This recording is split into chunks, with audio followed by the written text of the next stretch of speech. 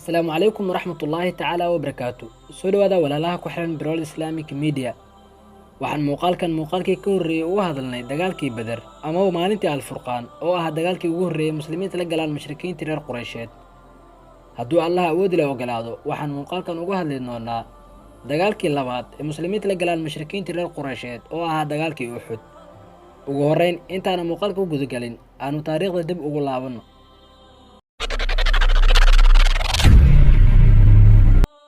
dagaalkan Uhud wuxuu dhacay maalin Sabti ah 19 Maarso sanadkii 625 miilaadiga oo ku beegneyd 3 Shawaal sanadkii saddexaad ee Hijrida. dagaalku waxa uu dhaxeeyay ciidamadii muslimiinta kuwaas oo uu hogaaminayay nabigeena Muhammad naxariis iyo nabadgelyo korkiisa ahaatee iyo ciidamadii mushrikiinta reer Quraysheed oo uu hogaaminayay Abu Sufyaan ibn Harb kaasi oo ahaa hogaamiyaha iyo qabanqaabiyaha qabiilka Quraysh ee ka soo horjeeday diinta Islaamka.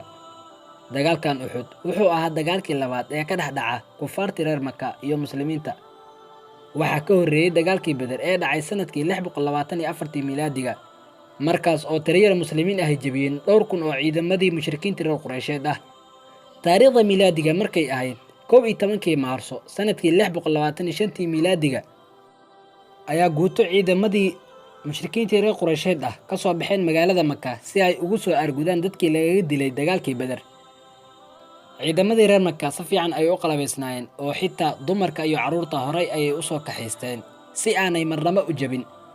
dhinaca kale, marka warka weerarka reer Quraysheed soo gaaray muslimiinta, ayaguna way isu soo diyaariyeen isla markaana horay u soo qaateen wixii hub iyo qalab ay heli kareen.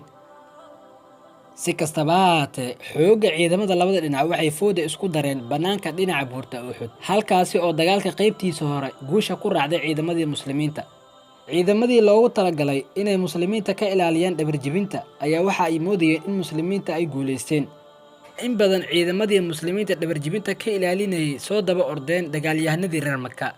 taasi waxay fursad siisay guuto dagaalyahano fardooley ah oo uu hogaaminayay Khalid ibn Walid, kuwaas oo dhabarjebin ku sameeyay ciidamadii muslimiinta. isku soo wada duub, tiro badan oo muslimiin ah ayaa ku dhimatay dagaalkaasi Uhud kadib markii ciidamada muslimiinta ku jabeen dagaalkaasi.